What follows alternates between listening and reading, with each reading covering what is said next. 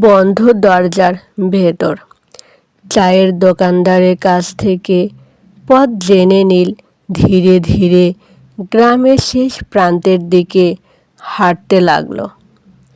আকাশ তখনও মেঘলা, বাতাসে কেমন অদ্ভুত ঠান্ডা অনুভূতি। কিছু দূর এগোতে সে দেখতে পেল একটি পুরনো, প্রায় ভেঙে পড়া বাড়ি। দরজার সামনে মরিচা ধরা তালা ঝুলছে, আর চারপাশে আগাছা ভরে গেছে।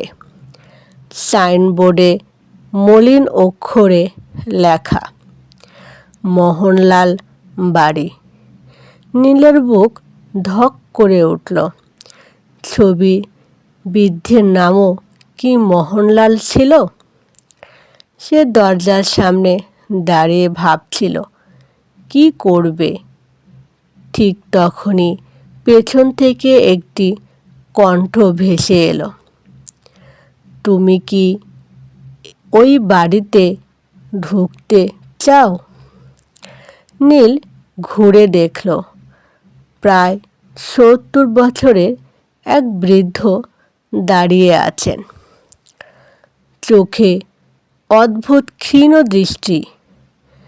হ্যাঁ, আমি এই মানুষটার খোঁজে এসেছি বলে নীল ছবিটা দেখালো। বৃদ্ধ ছবির দিকে তাকিয়ে দীর্ঘশ্বাস ফেললেন। অনেক দিন পরে কেউ আবার এলো। মনে হয় সময় এসে গেছে। তিনি পকেট থেকে একটি ছোট চাবি বের করে নীলের হাতে দিলেন। এই বাড়ির ভেতরে যা আছে সেটা দেখার অধিকার শুধু একজনেরই ছিল।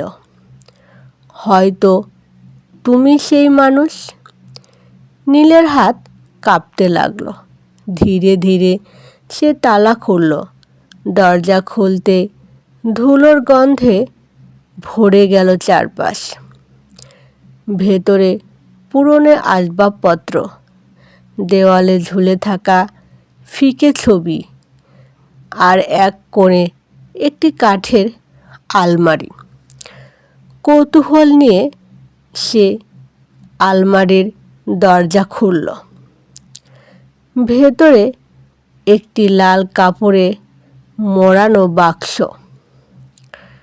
বাক্সটা খুলতে সে দেখতে পেল একটি পুরনো ডায়েরি এবং একটি জন্ম সনদ।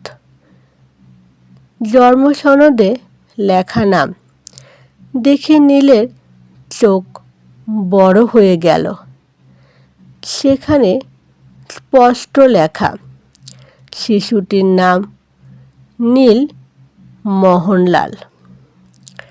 নীল স্তব্ধ হয়ে দাঁড়িয়ে রইল। তার মাথার ভেতর যেন সব কিছু ঘুরতে লাগলো।